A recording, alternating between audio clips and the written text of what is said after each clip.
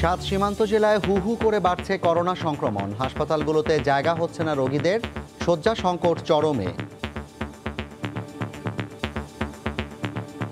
ভর্তির কোনো জায়গা নেই, কোনো সিট নাই। যে পরিমাণ আমাদের আইসিইউ বেড দরকার সেটাও পর্যাপ্ত না। এখানে আমাদের কোনো লিকুইড অক্সিজেন প্লান্ট নাই। ইন্ডিয়ান ভ্যারিয়েন্ট যেন সারা দেশে ছড়িয়ে না পড়ে স্থলবন্দরের এলাকা থেকে, এই জন্য আমরা এখানে প্রশাসনের পক্ষ থেকে সর্বোচ্চ সতর্কতা পদক্ষেপ গ্রহণ করেছি।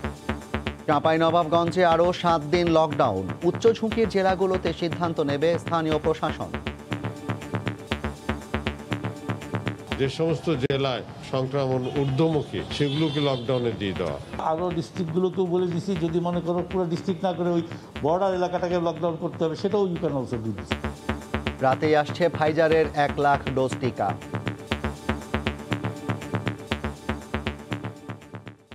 দেখছিলেন প্রধান শিরোনাম। রাত 11টার সময় সঙ্গে আছি আমি জাফর সাদিক। এবার অন্যান্য শীর্ষ সংবাদ। এবার প্রাথমিকের উপবৃত্তির টাকায় প্রতারকদের নজর। নগদ অ্যাকাউন্টের পাসওয়ার্ড জেনে অর্ধ কোটি টাকা লোপাট, গ্রেপ্তার 3। ঘূর্ণিঝড় ইয়াসে ভাঙা বাঁধ মেরামতে নেই উদ্যোগ। 6 দিন ধরে পানিবন্দী কয়রার হাজার হাজার মানুষ। মোংলায় ভেসে গেছে 1,500-এর বেশি চিংড়ি ঘের। সিলেটে দফায় দফায় ভূমিকম্পের পর সচেতনতা বাড়াতে মাইকিং, আতঙ্কে নগরবাসী। পনিটুলায় হেলে পড়া ভবন নির্মাণে মানা হয়নি বিল্ডিং কোড।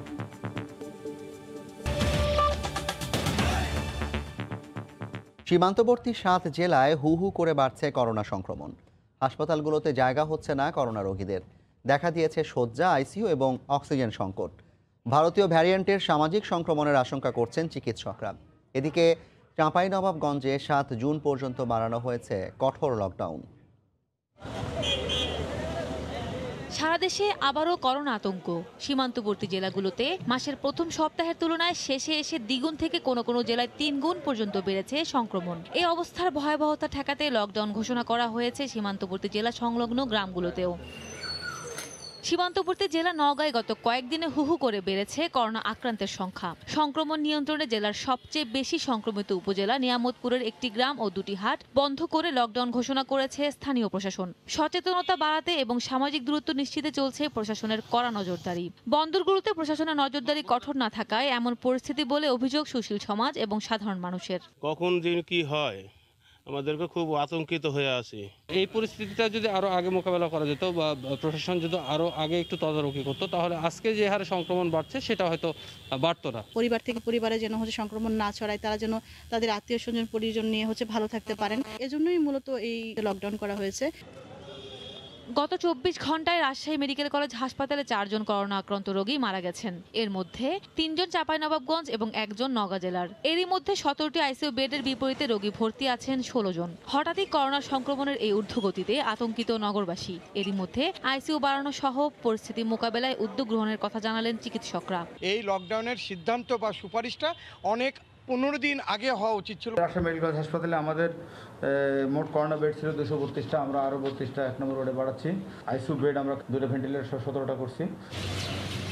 সীমান্ত জেলা সাতক্ষীরা এবং দিনাজপুরে করোনা রোগীর সংখ্যা উদ্বেগজনক হারে বাড়ছে। সাতক্ষীরায় এ মাসের প্রথম সপ্তাহে 12% রোগীর দেহে করোনার জীবাণু পাওয়া গেলেও শেষ সপ্তাহে তা বেড়ে দাঁড়িয়েছে 49%। সেই সাথে হাসপাতালগুলোতেও দেখা দিয়েছে চরম চিকিৎসা সংকট। বর্ডার যদি কড়া না করে তাহলে আপনার করোনা রোগী সবসময় বাড়তেই থাকবে। রোগী এখানে ভর্তির কোনো জায়গা নেই, কোনো সিট নাই এবং অক্সিজেন দেওয়ার কথা বলছিলাম, অক্সিজেনও ফাঁকা নাই। প্রশাসনের তৎপরতা লক্ষ্য করছি না। যে পরিমাণ আমাদের আইসিইউ বেড দরকার সেটাও পর্যাপ্ত না। প্রশাসনের যে কার্যক্রম কোনো ফলপ্রসূ আমাদের চোখে পড়ছে না। এখানে আমাদের কোনো লিকুইড অক্সিজেন প্লান্ট নাই।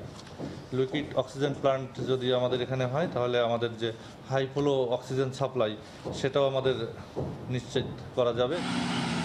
এই অবস্থায় দায়সারাভাবেই চলছে বন্দর কার্যক্রম। হিলি স্থলবন্দর দিয়ে অবাধে চলাচল করছে ভারতীয় পণ্যবাহী ট্রাক। স্থলবন্দর দিয়ে ভারত ফেরত যাত্রীদের নমুনা সংগ্রহে প্রতিদিনই পাওয়া যাচ্ছে করোনা আক্রান্ত রোগী। ইন্ডিয়ান ভ্যারিয়েন্ট যেন সারা দেশে ছড়িয়ে না পড়ে স্থলবন্দরের এলাকা থেকে, এই জন্য আমরা এখানে প্রশাসনের পক্ষ থেকে সর্বোচ্চ সতর্কতা পদক্ষেপ গ্রহণ করেছি। এছাড়া যশোর, নাটোর, কুষ্টিয়া সহ সীমান্তবর্তী সব জেলাতেই বেড়েই চলেছে করোনা সংক্রমণের হার। সাদিয়া আফরিন, সময় সংবাদ। করোনা সংক্রমণে উচ্চহার জেলাগুলোতে লকডাউন কার্যকরের দায়িত্ব স্থানীয় প্রশাসনকে দেওয়া হয়েছে বলে জানিয়েছেন মন্ত্রিপরিষদ সচিব। দুপুরে মন্ত্রিসভার বৈঠক শেষে ব্রিফিংয়ে তিনি জানান, সীমান্তবর্তী জেলাগুলোতে স্বাস্থ্যসেবা নিশ্চিতের নির্দেশনা দেওয়া হয়েছে। একই সময় স্বাস্থ্যমন্ত্রী জানিয়েছেন, চীন থেকে কেনা করোনার টিকা দেশে এলে আবার শুরু হবে নিবন্ধন। সীমান্তবর্তী জেলাগুলোতে ক্রমেই অবনতি হচ্ছে করোনা পরিস্থিতির। চাঁপাইনবাবগঞ্জে বিশেষ লকডাউন বেড়েছে আরেক দফা। পাশের জেলাগুলো থেকে আসছে নতুন নতুন আক্রান্তের খবর। এমন পরিস্থিতিতে স্বাস্থ্য অধিদপ্তরের বিশেষজ্ঞ কমিটি আরও 7টি সীমান্ত জেলায় শতভাগ লকডাউন কার্যকরের সুপারিশ করলেও সে চিঠি এখনো পায়নি মন্ত্রিপরিষদ বিভাগ। তবে স্থানীয় প্রশাসন, সিভিল সার্জন ও জনপ্রতিনিধিদের সমন্বয়ে যেখানে প্রয়োজন হবে দ্রুত লকডাউন কার্যকরের নির্দেশনা দেওয়া হয়েছে বলে জানান মন্ত্রিপরিষদ সচিব। জেলা প্রশাসন, তারপর সিভিল সার্জন, তারপর মেয়র সাহেবরা যারা আছেন বা স্থানীয় এমপি সাহেবরা যারা আছেন, ওনাদের উপরে আমরা এমনিও আগেও বলে দিচ্ছি। যেমন চাঁপাইনবাবগঞ্জ, এটা কিন্তু ওইখান থেকে আমাদের কাছে সাজেশন আসছে। আরও ডিস্ট্রিক্টগুলোকেও বলে দিছি, যদি মনে করো পুরো ডিস্ট্রিক্ট না করে ওই বর্ডার এলাকাটাকে লকডাউন করতে হবে, সেটাও you can also do this. একদিকে পরিস্থিতির অবনতি, অন্যদিকে টিকার সংকট।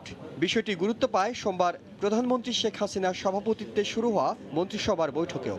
দ্রুত টিকা পাওয়ার আশ্বাসের পাশাপাশি স্বাস্থ্যমন্ত্রী জানালেন, নতুন করে টিকা এলেই বিশ্ববিদ্যালয়ের শিক্ষার্থীদের অগ্রাধিকার ভিত্তিতে দেয়া শুরু হবে। ছাত্রদেরকে দেওয়ার ব্যবস্থা আমরা করব বিশেষ প্রায়োরিটির সাথে। আমরা তো চাইনিজে অর্ডারই করেছি 1.5 কোটি, তো 1.5 কোটি মানে 2 ডোজ করে দিতে হলে 75 লক্ষ আমরা দিতে পারবো। এবং আমাদের রাশিয়ার কাছ থেকেও আমরা প্রায় ওরকম আমরা আশা করতেছি। অ্যাস্ট্রাজেনেকা ভ্যাকসিন যেটা আছে, আমাদের লোকজন কষ্ট করছে, আমাদের লোকজনের তো এটা দাবি, আমরা তো টাকা পয়সা দিয়েছি, এগ্রিমেন্ট করেছি, কাজে এখানে তো আমাদের পাওয়া উচিত। সরকার মোট 5 কোটি মানুষকে টিকা দেওয়ার পরিকল্পনা করছে জানিয়ে মন্ত্রী বলেন, চীনের টিকা হাতে পেলে আবারও নিবন্ধন শুরু হবে। এহসান জুয়েল, সময় সংবাদ, ঢাকা। করোনা টিকার আন্তর্জাতিক প্ল্যাটফর্ম কোভ্যাক্স থেকে 1,620,000 ডোজ ভ্যাকসিন পাচ্ছে বাংলাদেশ। কিছুক্ষণ পরই হযরত শাহজালাল আন্তর্জাতিক বিমানবন্দরে এই টিকার চালান পৌঁছাবে। সেখানে আছেন রিপোর্টার রাশেদ লিমন। সবশেষ খবর জানতে সরাসরি চলে যাচ্ছি বিমানবন্দরে। লিমন।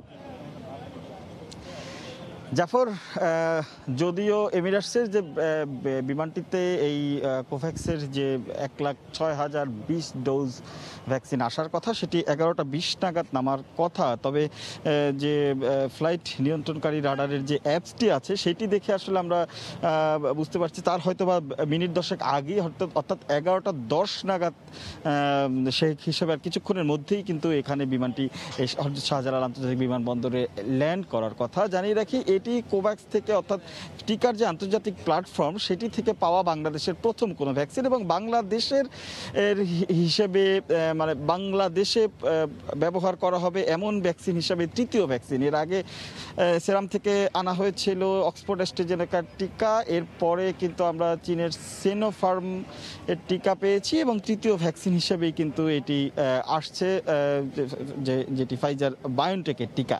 এবং এটি মূলত যে প্রক্রিয়ায় আসছে, যেটি বলেছিলাম যে কোভ্যাক্সের মাধ্যমে, এবং সেটি ব্রাসেলস থেকে প্রথমে দুবাই এবং দুবাই থেকে আসলে বাংলাদেশে আনা হচ্ছে এবং এরপরে এই টিকাটি রাখা হবে। আমরা যদিও প্রথমে ধারণা করেছিলাম যে কেন্দ্রীয় যে টিকার কেন্দ্রীয় বা তাদের যে হেড অফিস তেজগাঁও, সেখানে রাখার কথা, কিন্তু কিছুক্ষণ আগে আমরা যেটি জানতে পারলাম যে এটি আসলে ঠিক এই কেন্দ্রীয় টিকাদান ইপিআইরই আসলে আরেকটি ভবন রয়েছে মহাখালীতে স্বাস্থ্য অধিদপ্তরের ঠিক পাশেই, পুরনো ভবনের পাশে, সেখানে এটি রাখা হবে। এবং রাখার ক্ষেত্রে কিন্তু যে -70 ডিগ্রি তাপমাত্রা, সেটি কিন্তু আসলে মেনেই এটি রাখা হবে এবং সেই প্রক্রিয়াটি পুরো মানার যে পুরো যে প্রক্রিয়া, সেটি কিন্তু আসলে স্বাস্থ্য অধিদপ্তরের এরই মধ্যে কিন্তু স্বাস্থ্য অধিদপ্তরের লোকজন বা আমরা যদি বলি আইডিসিআর এর পক্ষ থেকে আরও সবাই কিন্তু এসেছেন এবং তারা কিছুক্ষণের মধ্যে ভিতরে ঢুকবেন। আসলে তারপরেই এখান থেকে যখন কিছু কাগজপত্র বা এখানে কিছু ফর্মালিটিস রয়েছেন, সেগুলো সেরে কিন্তু তারা আসলে সেই মহাখালীর দিকে এই টিকা নিয়ে রওনা হবেন। এবং আমরা যেহেতু জানতে পেরেছি এখন পর্যন্ত এই 6,000 মোটামুটি 50,000-এর মতো ডোজ। এটি কিন্তু আসলে যারা এরই মধ্যে 16 লাখ মানুষ রয়েছেন যারা নিবন্ধন করেছেন সুরক্ষা ওয়েবসাইটে, কিন্তু এখন পর্যন্ত কোনো টিকাই পাননি, অর্থাৎ অক্সফোর্ড অ্যাস্ট্রাজেনেকা কিংবা সিনোফার্মের টিকা পাননি। তাদেরকেই আসলে তাদের মধ্যে থেকে বেছে আসলে হয়তো বা 50,000 জনকে এই টিকা দেওয়া হতে পারে, এবং সেটি অবশ্যই ঢাকার মধ্যে দেওয়ার একটি পরিকল্পনা রয়েছে। তো এই ছিল এখনকার মতো আমার কাছ থেকে। আসলে টিকা যখন বের হবে বা আসলে তখন আরও পরবর্তীতে টিকার যে বের হওয়ার ছবি সেটি আসলে আবার যুক্ত হয়ে দেখাতে পারবো। জাফর। সহকর্মী রাশেদ লিমন জানাচ্ছিলেন যে কোভ্যাক্স প্ল্যাটফর্ম থেকে বাংলাদেশ ফাইজারের যে 1,620,000 ডোজ টিকা পাচ্ছে সেটি আসার সবশেষ খবর। এবার প্রাথমিকের উপবৃত্তির টাকার ওপর নজর পড়েছে প্রতারকদের। মন্ত্রণালয় ও শিক্ষা বোর্ডের কর্মকর্তা পরিচয়ে অভিভাবকদের নগদ অ্যাকাউন্টের পাসওয়ার্ড কৌশলে জেনে নিয়ে প্রথম থেকে পঞ্চম শ্রেণীর শিক্ষার্থীদের উপবৃত্তির টাকা হাতিয়ে নিচ্ছে একটি চক্র। মোবাইল ব্যাংকিং সেবা নগদের মামলায় প্রতারক চক্রের 3 জনকে গ্রেফতারের পর পুলিশ বলছে গেল 4 মাসে কোমলমতি শিক্ষার্থীদের প্রায় অর্ধ কোটি টাকা হাতিয়ে নিয়েছে চক্রটি। বুলবুল রেজার রিপোর্ট। প্রাথমিক বিদ্যালয়ের শিক্ষার্থীদের উপবৃত্তি বিতরণে গেল বছরের ডিসেম্বরে নগদের সঙ্গে চুক্তি করে প্রাথমিক শিক্ষা অধিদপ্তর। চুক্তি অনুযায়ী প্রতি 4 মাস পর একজন শিক্ষার্থীর মায়ের নগদ অ্যাকাউন্টে চলে যাবে উপবৃত্তি বাবদ 450 টাকা। কোমলমতি শিক্ষার্থীদের উপবৃত্তির টাকার উপরও নজর পড়েছে প্রতারকদের। সম্প্রতি মন্ত্রণালয়ের বিভিন্ন কর্মকর্তাদের পরিচয় দিয়ে একটি চক্র সুবিধাভোগীদের ফোন করে কৌশলে নিয়ে নিচ্ছে তাদের পিন ও ওয়ান টাইম পাসওয়ার্ড বা ওটিপি, হাতিয়ে নিচ্ছে টাকা। বিষয়টি নজর এলে মামলা করা হয় নগদের পক্ষ থেকে। গোয়েন্দা পুলিশ রংপুর ও নরসিংদীতে অভিযান চালিয়ে প্রতারক চক্রের 3 জনকে গ্রেফতার করেছে। প্রতারক আসাদুল ও আবু বকর তাদের মোবাইল ব্যাংকিংয়ের দোকানে আসা অভিভাবকদের কাছ থেকে কৌশলে নগদ অ্যাকাউন্টের পিন ও পাসওয়ার্ড জেনে নিত। পরে তাদের অ্যাকাউন্টে এই পাসওয়ার্ড দিয়ে লগ ইন করে বৃত্তির টাকা চক্রের অন্য সদস্যদের সেন্ড মানি করত। চক্রের আরেক সদস্য খবিরুল একটি প্রাথমিক বিদ্যালয়ের দপ্তরি কাম নৈশ প্রহরী। সেও কৌশলে অভিভাবকদের কাছ থেকে পিন নিয়ে টাকা হাতিয়ে নিত।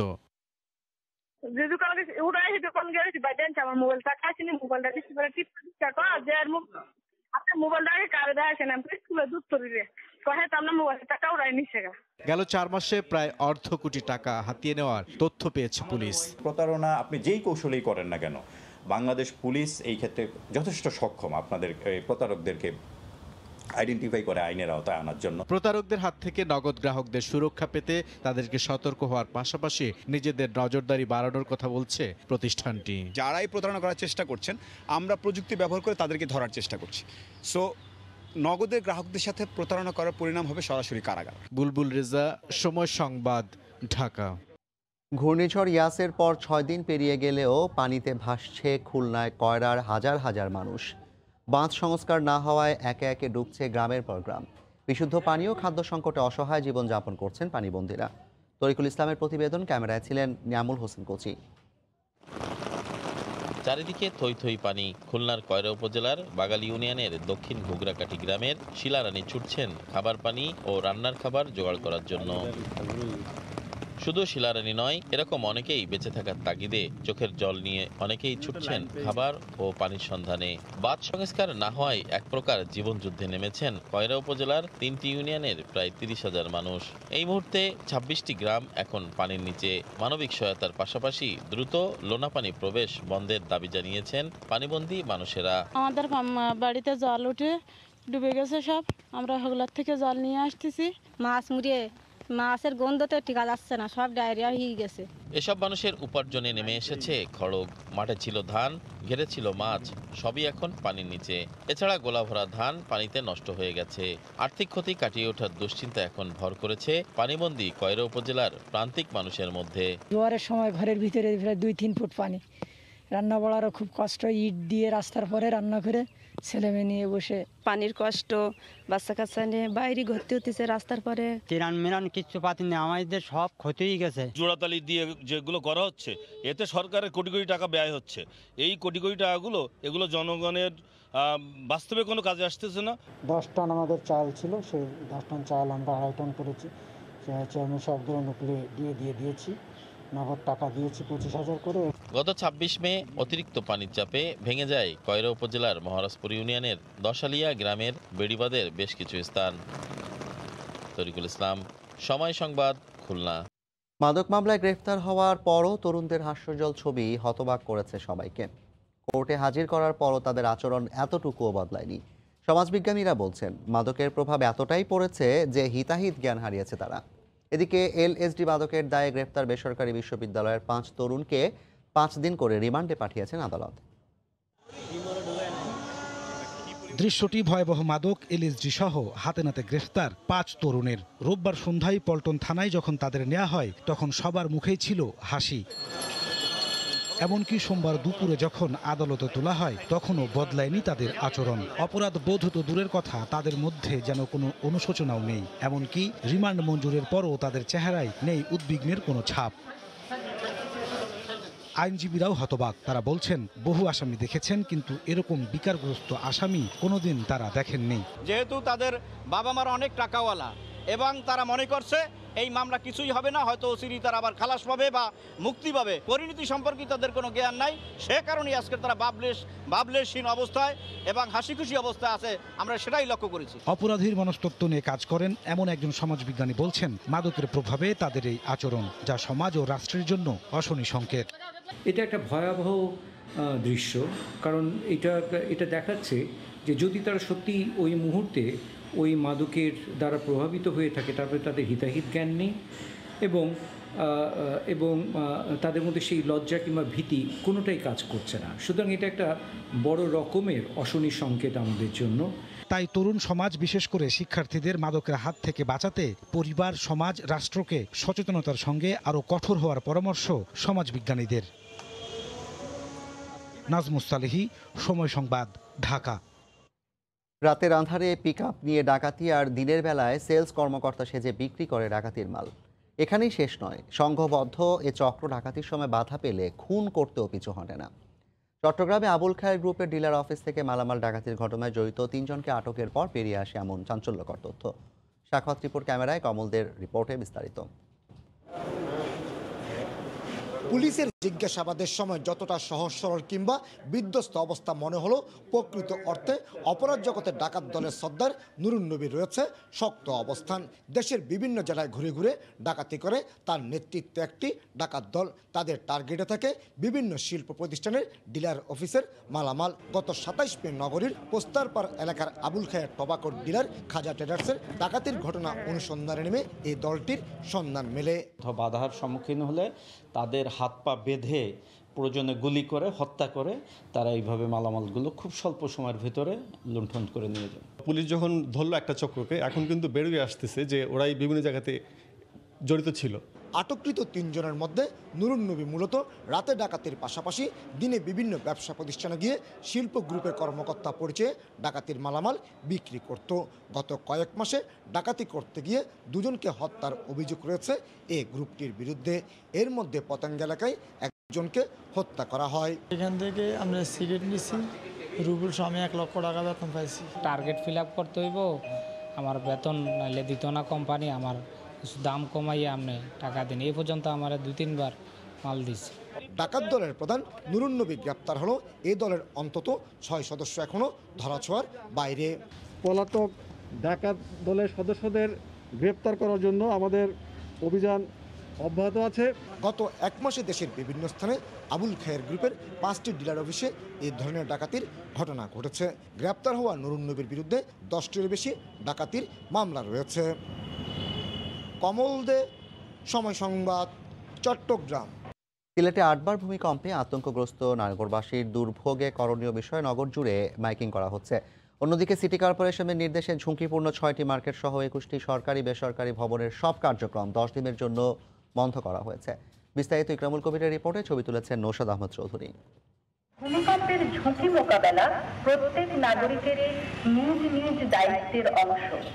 ভূমিকম্প থেকে রক্ষায় সিটি কর্পোরেশনের পক্ষ থেকে জনসচেতনতামূলক প্রচারণা চালানো হচ্ছে নগর জুড়ে। পাশাপাশি 2019 সালে চিহ্নিত নগরীর 6টি মার্কেট সহ 21টি ভবন 10 দিনের জন্য সিটি কর্পোরেশনের নির্দেশনায় সোমবার সকাল থেকে বন্ধ রেখেছেন ব্যবসায়ীরা।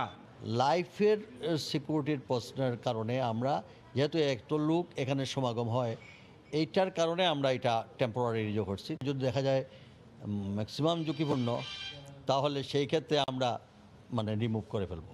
এদিকে নগরীর পনিটুলায় যে ভবনটি হেলে পড়ায় আতঙ্ক দেখা দিয়েছিল, সিটি কর্পোরেশন সহ বিভিন্ন সংস্থার পর্যবেক্ষণে তা ঝুঁকিমুক্ত ঘোষণা করা হলেও ভবনটি নির্মাণের সময় বিল্ডিং কোড মানা হয়নি বলে জানা গেছে। যেগুলো নির্মাণ বিধি মোতাবেক নিয়মিত হচ্ছে না, সেগুলো আমাদের নিয়মিত কাজেরই অংশ। আমরা নোটিশ দিয়ে থাকি, আমরা অনেক সময় উচ্ছেদও করে থাকি, ভেঙে থাকি। আমরা এখন এটা জোরালোভাবে আমরা আরও প্রচেষ্টা চালাবো। সিলেট নগরীতে বিল্ডিং কোড না মেনে নির্মাণ করা এবং ঝুঁকিপূর্ণ ভবন উচ্ছেদ অভিযানে নামবে সিটি কর্পোরেশন, এমনটি জানিয়েছেন সিটি মেয়র। ইকরামুল কবির, সময় সংবাদ, সিলেট। দীর্ঘদিন পর ওয়াসার কাছ থেকে ঢাকা মহানগরীর ২৬টি খাল ২ সিটিকে হস্তান্তরের পর এবার বিভিন্ন সংস্থার অধীনে থাকা আরও ১৭টি খাল হস্তান্তরের প্রক্রিয়া শুরু করেছে সরকার। জলাবদ্ধতা নিরসনের পাশাপাশি দৃষ্টিনন্দন ও বসবাসযোগ্য নগরী গড়ে তুলতে এসব খালের ২ পাড় বাঁধাই করে পানি প্রবাহ চলমান রাখতে প্রকল্প হাতে নেওয়ার কথা জানালেন ঢাকা উত্তরের মেয়র এবং স্থানীয় সরকার মন্ত্রী। বিশেষজ্ঞরা বলছেন, সবার আগে দরকার খালের সীমানা নির্ধারণ করে সমন্বিত পরিকল্পনা গ্রহণ। প্রসূন আশিসের রিপোর্ট। জাতীয় নদী রক্ষা কমিশন সম্প্রতি নথিপত্র বিশ্লেষণ করে ঢাকা মহানগরীতে ৬৫টি খালের অস্তিত্ব চিহ্নিত করেছে।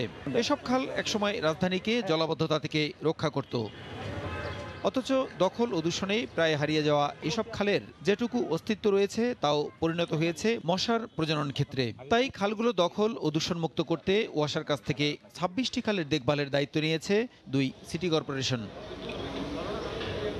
আরও ১৭টি খাল হস্তান্তরের প্রক্রিয়া চলছে। এসব খালের ২ পাড় বাঁধাই করে দৃষ্টিনন্দন করতে শীঘ্রই প্রকল্প হাতে নিচ্ছে স্থানীয় সরকার মন্ত্রণালয়। সিটি কর্পোরেশনের খালগুলোকে পরিষ্কার পরিচ্ছন্ন করে ২ পা বাঁধে হাতি জিলের মতন যদি পায়ে হাঁটার মতন রাস্তা করা হয়, ওয়াকওয়ে করা হয়, তাহলে নাগরিক জীবনে স্বতঃস্ফূর্ত অবস্থা ফিরে আসবে। বিশিষ্ট ব্যক্তিবর্গ, সমাজ হিতৈষী সবাইকে সিটি কর্পোরেশন ইচ্ছা করে সম্পৃক্ত করতে পারবে। প্রতিটি খালের জন্য প্রজেক্ট নেওয়া হচ্ছে। মৃতপ্রায় খালে পানি প্রবাহ সৃষ্টিতে স্বল্প, মধ্য ও দীর্ঘমেয়াদী পরিকল্পনা নেওয়ার কথা জানালো ঢাকা উত্তর সিটি কর্পোরেশন। পানির স্রোতটাকে প্রবাহত রাখা সীমানা পিলারের মাধ্যমে, সীমানা পিলার দেওয়ার জন্য অলরেডি বাংলাদেশ আর্মির সাথে কথা হয়েছে। এসএ দাগ, সিএস দাগ, আরএসএ যেটাই ম্যাক্সিমাম হয় সেটা দিয়ে আমরা করব। খালগুলোকে কিভাবে আমরা দখলমুক্ত করতে পারি এবং দূষণমুক্ত। খালগুলোকে মুক্ত রেখেই এসব উদ্যোগ বাস্তবায়নে সমন্বিত পরিকল্পনা নেয়ার পরামর্শ নগর পরিকল্পনাবিদ ও বিশেষজ্ঞদের। যদি সত্যিকার অর্থে খালগুলোকে জনবান্ধব জায়গায় পরিণত করতে হয়, তবে পুরো বিষয়টিকে সার্বিকতা নির্ভরে দেখতে হবে। রিটেনশন এরিয়ায় যেখানে এসে খালের পানিগুলি জমা হওয়ার পরে পাম্প করে বেরোতে হবে পূর্ব দিকে, আর পশ্চিম দিকে নদীর সাথে স্লুইস গেট দিয়ে কানেক্টেড হবে। এই পুরো বিষয়টি ডেলিনিয়েটেড, অর্থাৎ একদম সীমানা নির্ধারণ করে বুঝিয়ে দিতে হবে। স্থানীয় জনগণ ও জনপ্রতিনিধিদের সম্পৃক্ত করেই খালগুলো দখলমুক্ত করার তাগিদ দেন বিশেষজ্ঞরা। প্রসূন আশিস, সময় সংবাদ, ঢাকা। জাতীয় পরিচয়পত্রের তথ্য হালনাগাদ থেকে শুরু করে ভোটার তালিকা প্রস্তুত সবই করতে হয় নির্বাচন কমিশনের কর্মকর্তাদের। এনআইডি স্বরাষ্ট্র মন্ত্রণালয়ে হস্তান্তর হলে এ নিয়ে ব্যাপক জটিলতা তৈরি হবে বলে মনে করেন ইসি কর্মকর্তারা। তবে তথ্য সম্প্রচার মন্ত্রী বলছেন, নির্বাচন কমিশন নয়, সরকারের নিয়ন্ত্রণেই থাকতে হবে এনআইডি। মন্ত্রিপরিষদ থেকে এনআইডি হস্তান্তরের উদ্যোগের পর থেকেই এর বিরোধিতা করে আসছিল নির্বাচন কমিশন। ইসি কর্মকর্তারা মনে করেন, এনআইডি অন্য কারো নিয়ন্ত্রণে গেলে ভোটার হওয়ার ক্ষেত্রে জনগণের আগ্রহে নেতিবাচক প্রভাব পড়বে। ভোটার তালিকা নিয়েও সংশ্লিষ্ট মন্ত্রণালয়ের সাথে বোঝাপড়ায় সমস্যা হবে। একই সঙ্গে বিড়ম্বনায় পড়তে হবে জনবল কাঠামো নিয়ে। এনআইডি ইসির কাছেই থাকা উচিত, এ নিয়ে সোমবার দিনব্যাপী প্রস্তুত করা হয় নির্বাচন কমিশনের বক্তব্য। লিখিত এসব যুক্তি তুলে ধরা হবে মন্ত্রিপরিষদের কাছে। আমরা বাস্তব প্রেক্ষাপটটা তুলে ধরছি যে কীভাবে এনআইডির কাজ হয়, কী ধরনের হয়, এনআইডিটা কীভাবে এখানে আসলো, সেই বিষয়গুলো নিয়ে গেলে কি কি অসুবিধা হতে পারে। কারণ এখন তো এনআইডির আলাদা নিজস্ব কোনো জনবল নাই। আমাদের উপজেলা অফিসাররাই এনআইডির যে কাজগুলো উপজেলা পর্যায়ে পর্যন্ত ওখানে উপজেলা অফিসার এবং জেলা অফিসাররাই কাজ করে। তবে তথ্য ও সম্প্রচার মন্ত্রী বলছেন, এনআইডি স্বরাষ্ট্র মন্ত্রণালয়ের কাছে হস্তান্তর করাই যৌক্তিক। নির্বাচন কমিশন থেকে যে আশঙ্কার কথা বলা হয়েছে সেটি আসলে অমূলক।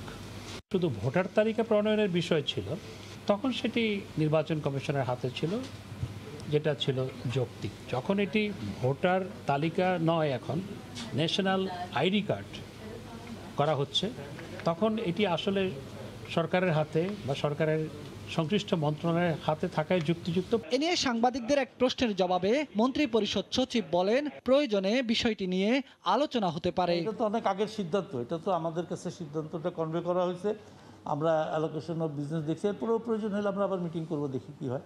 এনআইডি কার্যক্রম ছেড়ে দিয়ে স্বরাষ্ট্র মন্ত্রণালয়ের কাছে হস্তান্তর করতে গত 24 মে নির্বাচন কমিশনকে চিঠি দেয় মন্ত্রী পরিষদ বিভাগ, যদিও নির্বাচন কমিশন বলছে এটি তাদেরই উদ্ভাবন। বেলায়েত হোসাইন, সময় সংবাদ, ঢাকা। দেশের বাইরের করোনা পরিস্থিতির খবর। যুক্তরাষ্ট্র, তামিলনাড়ু ও দিল্লির মতো ভারতের পশ্চিমবঙ্গেও চলছে লকডাউন। এতে কমছে করোনার সংক্রমণ ও মৃত্যুর হার। এদিকে সরকারি উদ্যোগের পাশাপাশি করোনাকালীন সংকটে এগিয়ে এসেছে বেসরকারি প্রতিষ্ঠানগুলো। কলকাতা থেকে বিশ্বজিৎ দাসের ক্যামেরায় সুব্রত আচার্যের রিপোর্ট। পশ্চিমবঙ্গে প্রথম দফার লকডাউন শেষে মঙ্গলবার থেকে আবারও শুরু হচ্ছে কঠোর বিধিনিষেধ। এতে কলকাতা সহ সর্বত্রই রাস্তাঘাট ফাঁকা, বন্ধ রয়েছে দোকানপাটও। করোনায় মৃত্যুর ভয়ে সরকারকে যখন লকডাউন করে সংক্রমণ রুখতে হচ্ছে, তখনই অর্থনৈতিক সমস্যার কারণে জীবন জীবিকার নতুন সংকট তৈরির আশঙ্কাও সাধারণ মানুষের। কিন্তু একেবারে এইভাবে বন্ধ করলে তো আমরা পকেটে তো মাটিতে, এমনিতে মাটিতেই আছি, আরও মাটির তলায় চলে যাবে। অন্যান্য রাজ্যে অক্সিজেন সংকট থাকলেও ব্যতিক্রম পশ্চিমবঙ্গ। সংকট তৈরি হওয়ার আগেই বেসরকারিভাবে নানা প্রতিষ্ঠানের পক্ষ থেকে নেওয়া হয়েছে উদ্যোগ। তৈরি হচ্ছে অক্সিজেন হাবও।